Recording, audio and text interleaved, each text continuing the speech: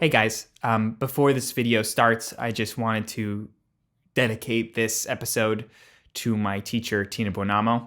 I'd made this episode about a week or two ago and just found out on Monday, 2 days ago, that Tina is currently in hospice.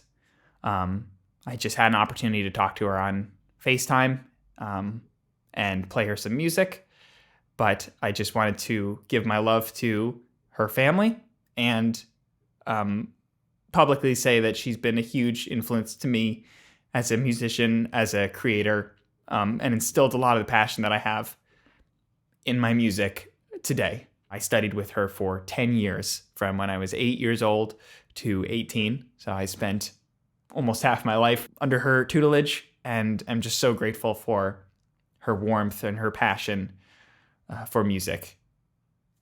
Hope you enjoy this episode. What drew you initially to music, and then how did you decide to kind of go about expanding your horizons in all these directions? According to my parents, when I was like 3 years old, I had a toy xylophone, like a little, it wasn't really a xylophone, it was more like a piano. They thought that they heard the Flintstones theme playing downstairs, and so they went to go turn the TV off, and I was actually playing the thing on the xylophone. Like, I guess I've just always been gravitated towards music. And I took lessons when I was about like 7 years old and was very lucky because in my school, we also had a composition program. At the same time I started taking lessons as a pianist, I was also composing annually for this competition. I never really separated the two, actually. Like, I never realized there's a difference between composing and performing as careers. It was just always something I always did both. So I was always doing music, but it really wasn't until I was about 13 years old that I made the decision to pursue it as a career. People had always said, that I was naturally gifted with it, but I never was personally interested in it. So yeah, when I was about 13, I was very ready to quit. Why did you want to quit though? Exactly. Like what was it? Were you just kind of bored with the what you were playing, or?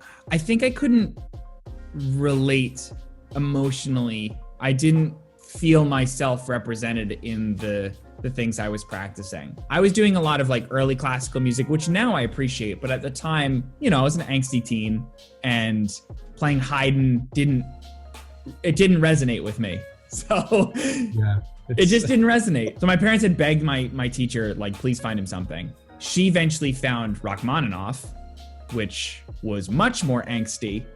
And I found a strong resonance with him, even more than just like liking the music.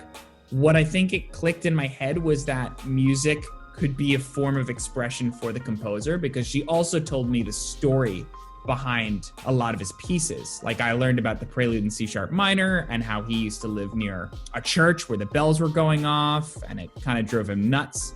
And so you can hear the bells in the piece.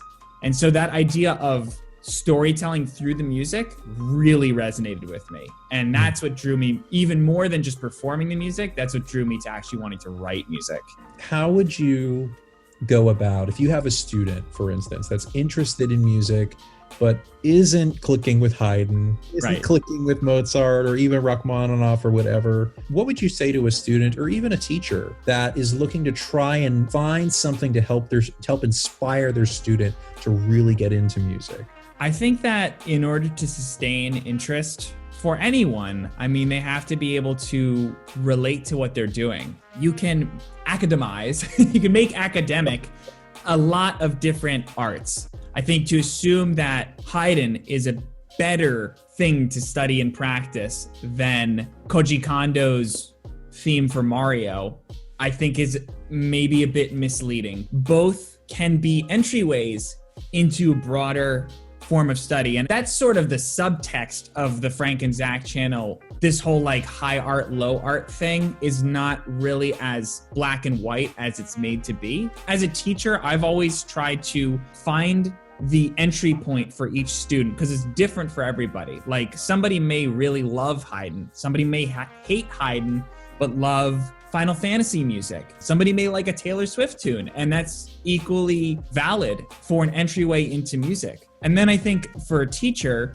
the job is, how can I teach these core concepts that a student needs to learn to be a well-rounded musician in a context that fits the interest of the student? I don't think that it should always be that a student plays only the music that they like. I think it's important that they get diversified and hear different music.